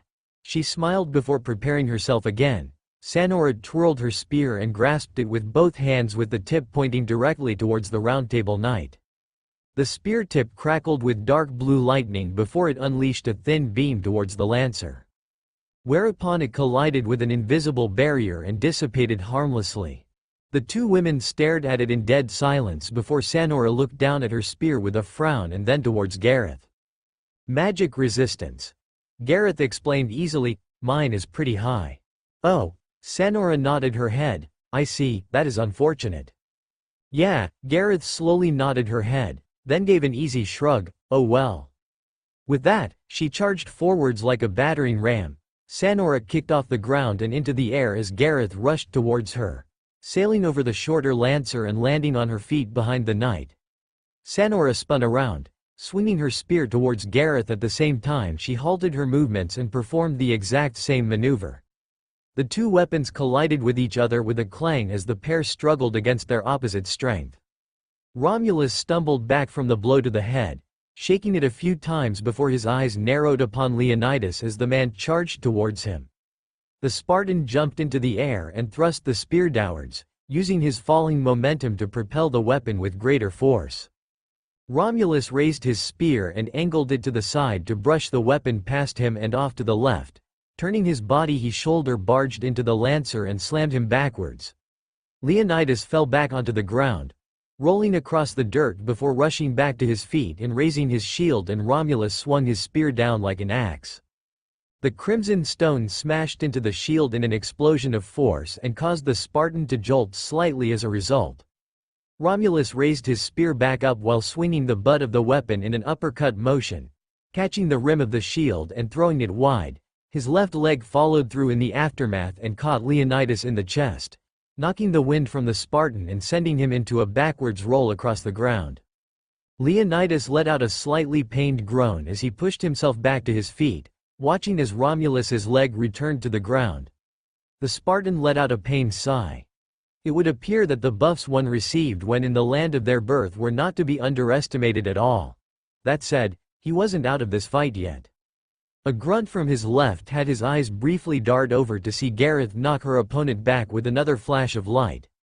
The red-haired woman she was fighting let out a hiss in response before she stabbed her spear into the ground and used it to vault forwards into a kick. Gareth stepped backwards as the woman's boot crashed into the ground. Not to be stopped by this, Sanora pulled her spear free and spun her body clockwise towards her head. Gareth twisted her body to allow the spear to impact against her shield. Her eyes darted over to Leonidas and made contact with his. The Spartan gave a brief, almost imperceptible, nod before he fixed his attention back onto Romulus and straightened himself out. Leonidas rushed forwards with a bellowing roar, raising his shield up in front of him and crashing into Romulus' guard as the Emperor brought up his ludicrously sized weapon in front of himself like a shield and braced it with his other hand. The two locked themselves together in a shoving match. Romulus took in a sharp intake of breath before slowly pushing forwards, dragging Leonidas with him. The Spartan cared little for it as everything proceeded as he calculated. Gareth rolled back as Sanora stabbed her spear into the ground, Her eyes darted past the lion knightess and towards Romulus and Leonidas shoving against each other. The lancer shifted her eyes back to Sanora as she ripped her spear free of the ground and rushed after the knight. Gareth turned on her heel and broke into a sprint, using her superior agility to begin to circle around Sanora and moving away from her. Sanora frowned and chased after her, breaking into a sprint and moving as fast as she could allow as Gareth seemingly led her on a goose chase across the arena. The lancer eventually shifted her feet and charged off directly towards the back of Leonidas with Sanora right behind her. The pair rushed forwards, kicking up a small dust cloud behind them as they moved as fast as they could towards the shoving lancers. Romulus' head snapped up as he noticed the duo rushing towards him. A frown came to his lips as he briefly took his attention off of Leonidas. Something the Spartan took full advantage of as he shoved upwards, breaking Romulus' guard before he ducked low and swept his leg out, kicking Romulus' feet out from underneath him and earning a surprised gasp from the Emperor before he rolled away from the Roman. Gareth stabbed her lance into the ground, the sudden halt causing her to spin at an angle due to the spear acting as a stopper. Sanora widened her eyes before Gareth hurled her kite shield at the ground at the base of the lancer's feet. Sanora stepped on the shield, moving far too quickly for it to be safe before she lost her footing and slid across the distance towards Gareth with the shield acting as a skateboard. Gareth leaned back as she pulled her lance out of the ground as Sanora rushed past. The girl cocked the spear back and allowed it to thrum up with power before she thrust it towards the lion knight's back. Imitation Ironidite overload. She screamed at the top of her lungs as the tip of the spear crashed into Sanora's back and exploded with a brilliant flash of light. The detonation launched the lancer like a rocket towards Romulus, who was beginning to right himself as Sanora slammed into his midsection and barreled him over and onto his back, while the momentum carried Sanora further on and face first into the ground, where she slid through the sand for several meters before coming to stop. Yeah! Gareth let out a pleased cheer as she thrust her lance upwards, Leonidas picking himself up and shaking his head while letting out a pleased grunt of his own. The cheer slightly died down as Romulus returned to his feet, looking down at Sanora and giving a brief smile. "You fought well, knight of a distant land. You are worthy of Rome," he complimented before shifting his attention to the pair of servants in front of him. His eyes fell upon Gareth, knight of Britain, distant colony of Roman and grandchild of its empire. He gave her a nod. "You are Rome." Gareth blinked once. Warrior of Greece." Romulus turned to Leonidas next. "Your spirit stands strong and unbroken against superior strength. That too is Rome." Leonidas inclined his head slightly as a show of bemusement at the words. Romulus took in a deep breath before twirling his spear and implanting it into the ground. "Now, I shall be Rome." He shifted his stance while unarmed and narrowed his eyes. The intention to fight them unarmed was plain as day. "Distant child of Hercules and child of Rome, I shall fight with all my spirit, as that is also Rome." He charged forwards, rushing at Leonidas before the man even had a moment to contemplate the words. "Roma!" he shouted out as loudly as he could before the strikes fell. A barrage of well-aimed blows against Leonidas had the Spartan reeling from the first attack as he raised his shield and spear. Romulus grasped the spear and jerked it forwards, pulling Leonidas with it before thrusting his elbow into the man's face. Leonidas stumbled back slightly before the Emperor slammed his sandals down into his toes, earning a squawk of pain from the Spartan. With a ferocious backhand, Romulus smacked the shield to the side and grasped the throat of the Spartan with the same limb before hoisting him up into the air and chokeslamming him into the ground. Romulus twisted his body and clasped a hold of Leonidas' ankle before lifting the dazed man off the ground and soon was rapidly twirling him around as the pair spun on the spot before releasing him and sending him hurling through the length of the stadium. Gareth watched as he crashed into the ground, clearly out of the fight, as she slowly returned her attention to Romulus with wide eyes as she watched straighten himself out. The Emperor turned to her with a cool expression as she tensed herself, her eyes briefly darting to the shield still on the ground and then towards him. The pair remained in a standoff until they both moved. Gareth dived at the shield while Romulus charged forwards. The girl barely managed to grab a hold of the defensive instrument when she caught sight of a bronze fist rocketing towards her face before her vision went black. "Ooh!" Ritska covered his eyes and looked away as Romulus delivered the savage haymaker and knocked the lancer out with blow to the face. Mash looked similarly distraught about the sudden defeat. I suppose we should have seen this coming. Romani muttered with a slightly defeated tone. Ritska managed to compose himself to give the doctor a frown. What do you mean? They had him. Yes, but remember, we're fighting the founder of Rome in Rome. Romani replied back with a sigh. Then paused and noticed Ritska looking at him oddly. Have we not covered regional benefits with servants yet? Regional what? Romani winced. Well, basically if a servant is summoned in the land that they actually lived in, they are typically more powerful than they otherwise would be or have access to perhaps more noble phantasms than they otherwise would have. He explained, a figure as powerful as Romulus in Rome, he hissed. That's like fighting King Arthur in Britain. So it was another rigged match. Ritska sent a suspicious glance at Nero, who was now looking as though she was sweating bullets. Given how Nero behaved during the Olympic Games, is this actually a surprise to anyone? Romani asked with an exasperated frown. Really? Mash opened her mouth to reply before she slowly closed it, turning to Nero and giving her a disappointed look. Ash looked around before turning to Romani. I feel uninformed about something. Basically she's a cheater, Romani dryly explained. Nero sputtered before turning to the doctor with bright red cheeks and an indignant expression. Rome does not cheat, she exclaimed, we merely stack the deck in our favor more than our enemies and ensure victory whenever possible. So why has every single servant we've fought been designed to beat us? Olga hissed. First there was the god of war and the undefeated general. Nero finched as the director raised a single finger. Then there was the actual god of fire who was only bested by the appearance of a mysterious caster who has since vanished. Then there was the goddess of the moon who is also Diana neutering our god. Ritska and Romani winced. Then we had Heracles. She raised a third finger and growled out the name before stabbing towards the arena. Not to mention the actual nature spirit or Phi being which showed up and grew a tree from the earth like it was nothing, and finally we have the actual founder of Rome in Rome. By the end of her rant, she was panting heavily with her cheeks slightly flushed and eyes frenzied. Are you trying to make us lose on purpose? No. Nero hastily waved her arms from side to side. I'm going to be fighting in the saber round next along with him. She pointed at Ash, who looked moderately surprised to be called out. So you get the same benefit. Ritska blinked, looking over at Ash in surprise. You volunteered to take part. No, Ash replied instantly, staring at Nero with a faint frown before he shrugged. However, our goal is the Grail, so battling to earn its victory is within my duty as your servant, therefore I have no issues with this arrangement. Nero pointed at Ash with a wide smile. How can you lose with such a talented servant? She pressed a hand against her chest. You also have Ash aside from myself. She beamed at her self-praise, earning a twitch of the eye from Olga before her attention snapped onto the unkindled. You. She regarded him with a critical eye. Ash stared back at her in silence. Don't lose. I wasn't intending to. Ash stared at her with puzzlement, wondering why anyone would actually lose on purpose. For the final round in preparation for the grand finale, we have the Saber Servant of Chaldea.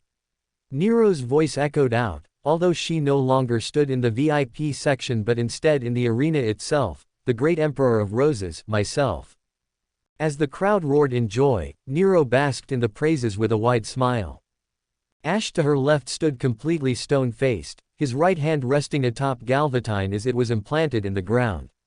He was content with simply staring across the arena in preparation for his next combatant. Having witnessed the types of opponents Nero had fielded, he was more than prepared to be facing some manner of old lord or renowned warrior. And fighting alongside the Emperor as the child of the consort. Ash blinked at the name, frowning as his head snapped towards Nero as she continued on. Adopted by the bountiful mercy of Cecilia, Ash. Ash continued to stare at her incredulously. Not a single word of that sentence was even remotely true. And to face such a grand duo, we need but another set of equally skilled warriors. Nero pointed Estes towards the far end of the stadium, ruler of Camelot and holder of the sacred sword. She is the king of all knights, Artoria Pendragon. Ash could faintly make out Olga's scream of incoherent rage in the distance. Artoria. He frowned to himself, his eyes squinting as he watched the blonde-haired woman in silver armor with a blue dress walk towards them with a cool expression in her eyes. He was curious why she looked different to her version in the burning city. Perhaps it was a similar case of there being two Jeans in France. He dismissed the thought. He had already fought the king in the burning city. Did he beat her that time? Yes. Did he beat her alone? No. Was he confident he could beat her here? Not really. She was a much better swordswoman than him, and her other self had been able to negate his pyromancy with her magic resistance. He would have to be more careful. However, it was unlikely she was going to be fighting alone. One thing he did notice was as Artoria's gaze swept across the pair of them, she stared at Nero with obvious surprise and nearly jolted. Not that Ash could blame her, considering the pair were identical. Then her gaze fell upon him. Her eyes once again widened and her lips parted slightly. Ash frowned for a few moments before he realized the issue. "It is because I look like Sir Gawain, is it not?" He called out to her from across the field. Artoria remained silent for a few moments before nodding her head in response. "Indeed. The resemblance is rather striking, however you share his face from his early days in knighthood than the one I knew from the end of the kingdom," she replied back. Ash merely nodded in response once. Nero looked between the two of them with obvious surprise. "This is quite the coincidence," she muttered to herself before shaking her head. "Fighting alongside this great king, we have another warrior who holds the title of Lord who, according to him, sacrificed his very being to the world." Ash frowned slightly at the words. "From the distant land of the gods and champion of cinders," Nero exclaimed out, "I present Sir Bedrick of Lordran and Lord of Cinder." Artoria looked to her left as the new individual assumed servant form next to her. Clad in thick leather armor with metal shoulder plates and steel arm guards and boots, he was wearing a traditional helm. Ash recognized the armor, the helm of an elite knight in hard leather armor with metal gauntlets. At his waist he had a straight sword on each side, the left being a sword of sunlight while the right bore a striking resemblance to Anri's sword. The man reached up, clasping his helm and slowly removing it from his head. Ruffled dark red hair and purple eyes stared back at Ash with a cool expression before his lip twitched into a casual smile and he offered a nod. "Greetings, to see another undead here warms my heart." His smile died, however, to know the cure was indeed not as permanent as I hoped does wound my spirit also. "I am unkindled," Ash replied, staring at Bedrick with narrowed eyes, raised again after death for failing to light the flame. Bedrick blinked before his lips pursed. "I see. Then you have my sympathies," he offered with a nod. "Still, to meet here on the field of battle is good, no?" He smiled. "We might test our mettle against one another with no ill feelings afterwards." "Lucius," Artoria sputtered out while gaping at Bedrick in surprise. The man blinked and looked down at her with wide eyes. "Who? No, your face is." She still stared at him before shaking her head. "No, perhaps it was my mistake," she offered. "I apologize for my lack of composure. It is simply that I find myself surrounded by familiar faces," she muttered out, looking at Nero with a more perturbed expression than anything else. "Very familiar faces." Bedrick looked at Nero and then looked at Artoria before he sported a similarly puzzled look. "Indeed, I can see some passing resemblance," he offered with a shrug before he sighed. "A distant relation perhaps." "Ah, so my descendants inherited my great beauty." Nero puffed herself out. "That is most rewarding to hear." "I see." Bedrick frowned ever so slightly, staring at Nero with a curious expression. "Does King Arthur's legend not state that she could pass as a young man though?" Nero's smile froze. "Indeed." Ash pursed his lips. "I was curious about that myself." He shifted his attention to the knight in question. "How were you able to achieve that?" Artoria blinked. "For the most part it was a simple affair," she replied. "Caliburn halted the process of my aging, therefore all assumed I simply bore the appearance of a young man rather than a prepubescent girl." "The sword made you immortal." Ash blinked at her. Artoria opened her mouth to reply before she stopped. "I believe it only stopped my physical appearance from changing," she replied, then frowned. "I am unsure as to whether Caliburn or Excalibur could prolong a life that long. It is disconcerting to think about such a life beyond Camelot. An item which can grant immortality.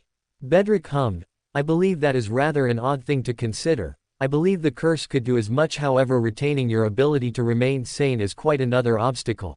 Shaking his head, Bedrick gave a pleasant smile at Artoria. Regardless, perhaps we should return to our assigned role here. Indeed. Artoria nodded her head, turning to face Nero as she glanced at Bedrick out of the corner of her eye. How strange, you share the face of a past foe and yet your personalities are akin to night and day. Then I am thankful to be told as such. Bedrick replied with a sincere smile, to be granted a compliment by a king of knights, that is certainly something to be amazed by, considering I was only a knight for a short time before my death. Oh, Artoria blinked, I see. She nodded, I trust you were a valiant and dutiful knight to your lord. As well as I could be. He replied, then turned to Ash, forgive me, I should introduce myself fully. I am Bedrick of Lordran and Knight of the Darkmoon. Ash of Lothric. The unkindled nodded back, frowning ever so slightly, warrior of sunlight. Bedrick gave a pleasant smile, oh. A warrior of sunlight. That is pleasing to hear, I knew a great man of your order.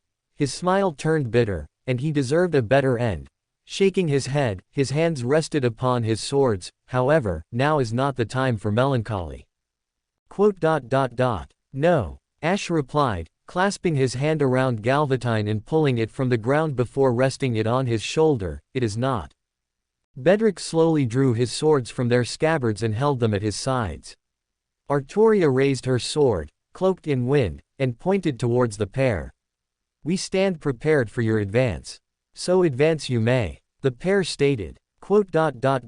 So be it. Ash replied in a toneless voice, his greatsword ignited itself with demon fire as he lifted it off his shoulder. Nero's own sword ignited with a strange flame as she stared at the duo. Begin.